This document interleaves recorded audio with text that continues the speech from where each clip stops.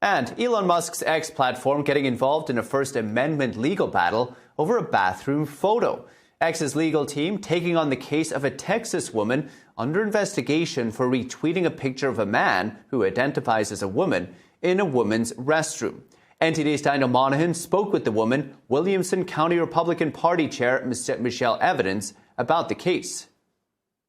It all started back in May of 2023. Michelle Evans was at the Texas Capitol for the third House debate for a bill which eventually banned cross-sex surgeries and procedures for Texas kids. Oh, here we go. Evans says the atmosphere was chaotic during the first two House floor debates.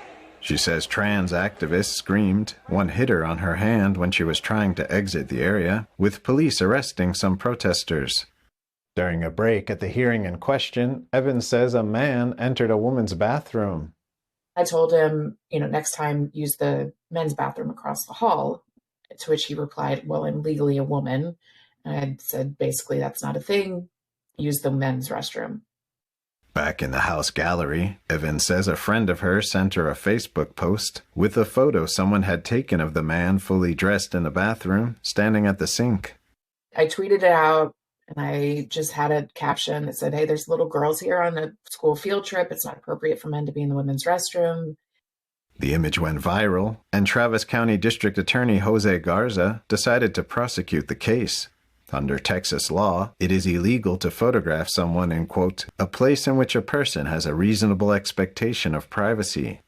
Next thing I know, I'm told that this is a potential sex crime investigation. That DA Garza was interested in investigating me for a state jail felony sex offense. Evans filed a lawsuit to stop the investigation. Last month, the Fifth Circuit issued an initial 2-1 opinion that said DA Garza can continue on with the investigation. Evans and her legal team argue the retweet was protected free speech as a political statement. This was a man who had announced that he was running for Texas House, so he was an announced politician.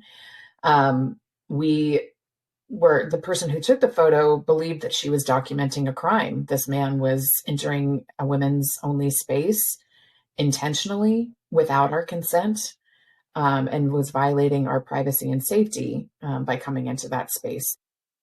Evans says she feels duty-bound to speak up when something happens that she believes could put other women or girls in harm's way in the future. Silent dissent is misinterpreted as consent, and you can't consent for all women on behalf of yourself and all women. So I thought that it was important at that moment to say something to him to his face, and then also to let the world know that the Capitol was allowing this to happen. The Republican Party chair says the ex-court legal team reached out to her attorney the Sunday before Christmas and later announced this week they were supporting her case. Evans is still paying her own legal fees for her personal attorney.